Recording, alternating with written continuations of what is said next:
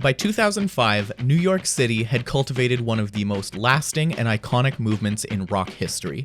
Throughout the 60s, 70s, and even the 80s, the area had been a hotbed for artistic evolution and innovation in the genre, but the 90s saw a fairly noticeable absence of New York rock music from the culture, as the conversation had shifted towards the West Coast with Seattle's grunge scene and the explosion of skate culture in coastal California. After the turn of the millennium, though, tides were shifting back in New York City's favor, and thanks at first to the intense frustration and confusion following the September 11th attacks, and later the increase in affordable rent and availability of practicing spaces, the city was back on top. Bands like The Strokes, Interpol, and pretty much the entire cast of Lizzie Goodman's Meet Me in the Bathroom sought to breathe new life into old sounds, reviving the likes of garage rock and post-punk for a new generation of frustrated millennials. Among these bands was one that never quite fit in. In a scene full of fresh-faced young musicians with energy to spare and an adherence to revivalism, one band couldn't quite meet those criteria, and it made them famous. LCD Soundsystem, spearheaded by frontman James Murphy, was never going to be able to abide by the same rules as his contemporaries. Those band's members were barely in their 20s for the most part, making romanticized versions of musical eras they had only experienced in retrospect. By the time LCD Soundsystem released their debut record, James Murphy was already midway through his 30s. He'd lived through the 80s as a teenager and the 90s as a fully grown adult, and spent those decades digging for obscure and strange records the way most of my audience now does online, consuming whatever he could get his hands on and all along the way amassing a range of influences his peers could only dream of. Those influences would become the band's key strength, and mastering those influences would ultimately become the crux of LCD Soundsystem's journey from niche independent darling to dance rock megastars in the span of less than a decade. Welcome to the first of 3 videos showcasing why LCD Soundsystem is the best band.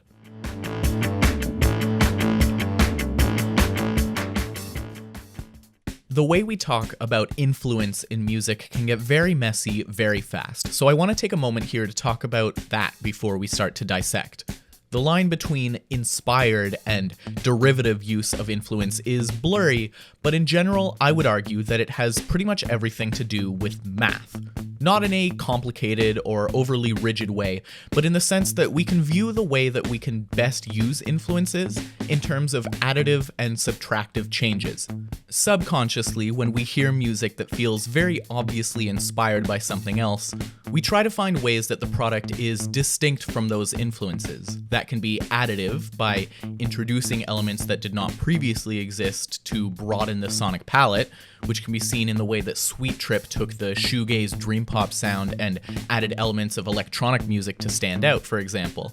It can also be subtractive, which, despite how it may sound, is actually not any less valuable a way of interpretation, as can be seen in the way that a band like Shoo Shoo peels back layers of their industrial forefathers to reveal an emotional core that was always there, but was perhaps obstructed by some of its more intense facets. The reason I go into all this detail comparing influence to grade 1 level math is to set up the next part of this metaphor, where I argue that if most influences are used in terms of addition and subtraction, LCD Soundsystem has graduated to grade 2 and is working in terms of multiplication.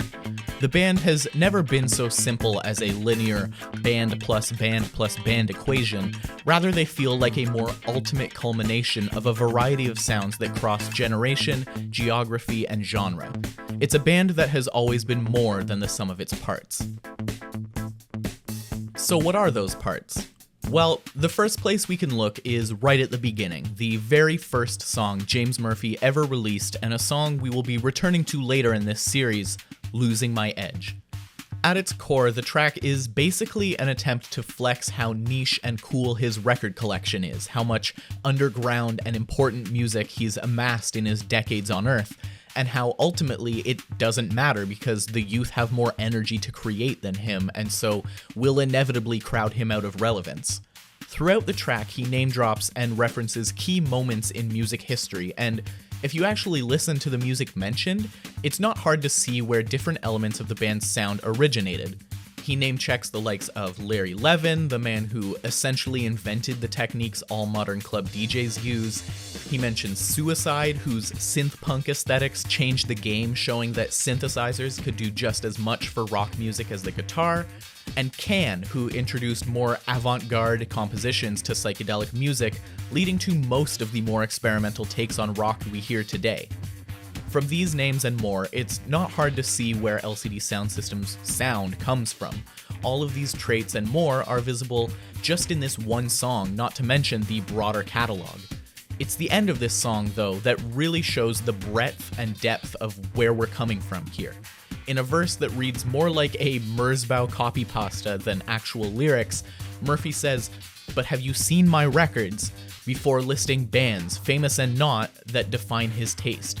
A whole video could be made dissecting this 45-second verse, and while that's not what I'm going to do, I implore you to look up every one of these bands as a way to both appreciate this band's music, but also to find some of the most interesting music that ever was. Never one to take an artist exclusively at their word, though, I wanted to take a personal look at the ways throughout the band's career that they've made their influences clear and showcase what makes their use of those elements work so well and how they combine those sounds seamlessly. Starting with the first band that immediately came to mind hearing LCD Soundsystem, the Talking Heads.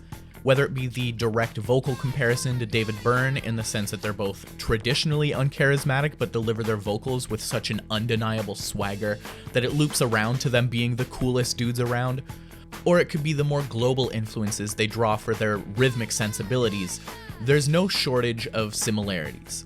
What helps them stand apart from that is the way they infuse this iconic and one-of-a-kind New York sound with more European contemporary influences. This comes in the form of the very obvious Joy Division connection, who were having a resurgence in popularity with descendants like Interpol at the time. But it also comes in the form of the electronic influences of Germany's techno scene. Some people might hear that and immediately think Kraftwerk, and you wouldn't be entirely wrong. They can definitely take some credit for the poppier sensibilities of LCD Soundsystem. But even more important here are the minimal works of Basic Channel in the early 90s between 1993 and 1994. Listening to a track like Q1.1, it's hard not to at least see the rhythmic through line, as both acts mastered the propulsive and hypnotic power of electronic drums and soundscapes, and both have a very similar sense of progression within their individual tracks.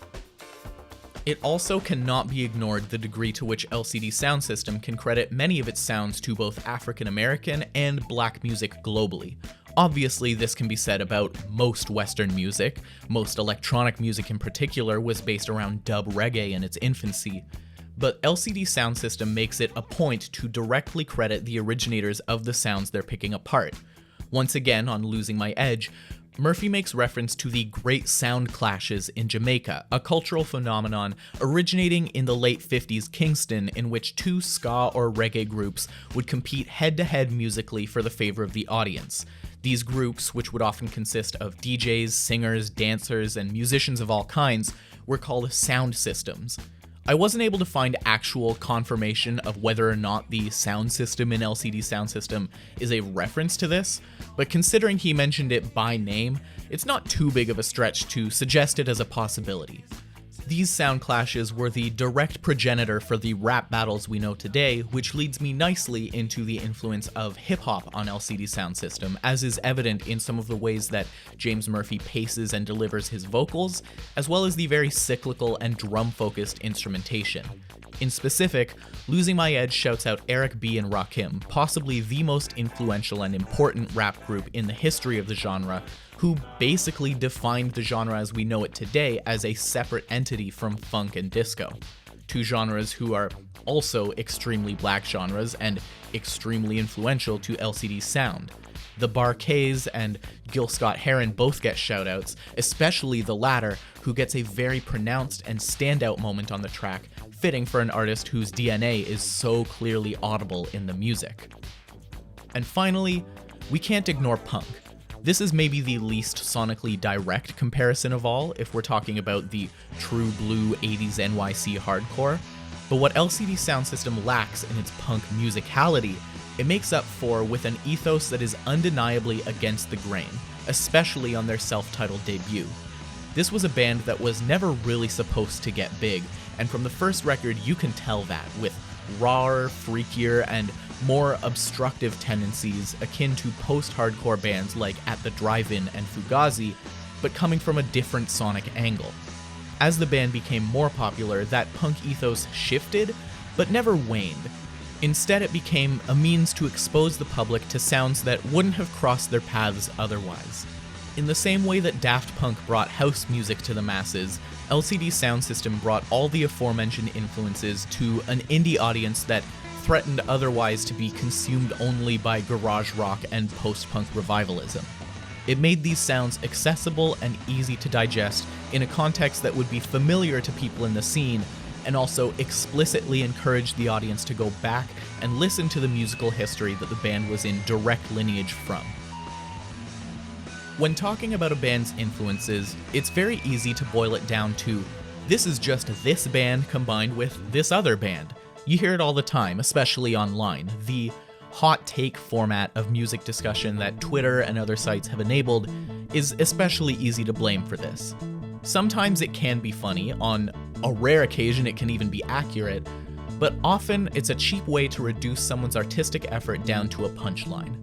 The truth is that every musician, every painter, every filmmaker, every YouTube video essayist is shaped by the works that inspired them.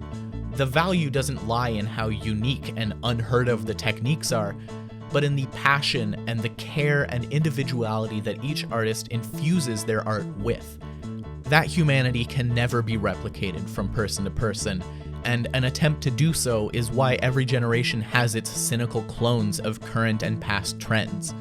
LCD Soundsystem is a band that is very literal in its combination of influences. It makes no effort of obscuring that, but the appeal is both in how the band uses its combos to elevate otherwise disparate sounds to new heights, and in how human the desire is to mix up all your favorite things and see what happens.